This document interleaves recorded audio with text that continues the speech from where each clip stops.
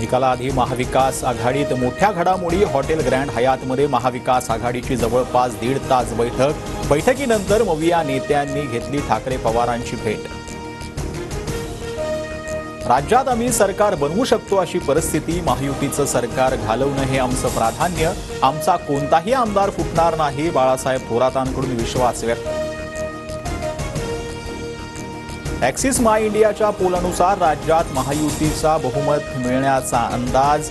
महायुतीला 178 ते 200 तर महाविकास आघाडीला 82 ते 102 तर इतर 6 ते 12 जागा येण्याचा अंदाज।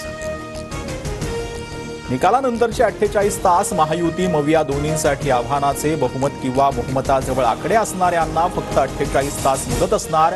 सत्तेच्या चाव्या इतरांकडे गेल्यास हॉटेल पॉलिटिक्सची शक्यता। एक्झिट पोलच्या आकडेवारीनंतर राजकीय पक्षांकडून हॉटेलवारीची शक्यता। निकालाला 2 दिवस बाकी, खबरदारी म्हणून पक्ष आपल्या उमेदवारांना हॉटेलमध्ये ठेवणार। शिंदे जातील त्या दिशेला जाणार, शिंदेंच्या निर्णयाशी आम्ही बांधील। शिंदे मुख्यमंत्री पदासाठी पवारांसोबत गेले तर काय कराल, या प्रश्नावर शिरसाटांचं मोठं विधान।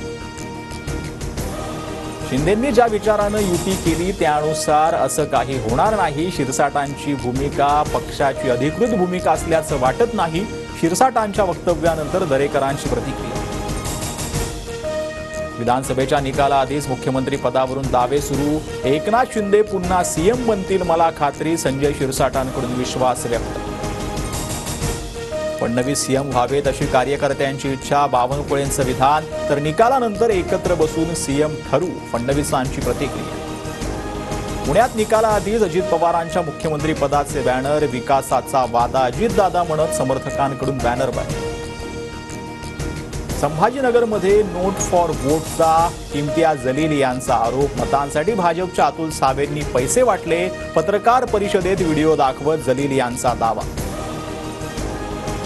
सोलापुरात काँग्रेसनं ठाकरे गटाऐवजी अपक्ष उमेदवाराला पाठिंबा दिल्याचा आरोप करत ठाकरे गटाक्रमक प्रणिती शिंदेंची गाडी फोडण्याचा शरद कोळींचा इशारा। दोन्ही पक्षांचे एकामेकांविरोधात आंदोलन। जर्मनीत न्यूज 9च्या 3 दिवसीय ग्लोबल समिट कार्यक्रमाचं आयोजन। TV9 नेटवर्कचे MD आणि CEO वरुण दास यांच्या उपस्थितीत कार्यक्रम। ग्लोबल समिटला पंतप्रधान मोदीही संबोधित करणार।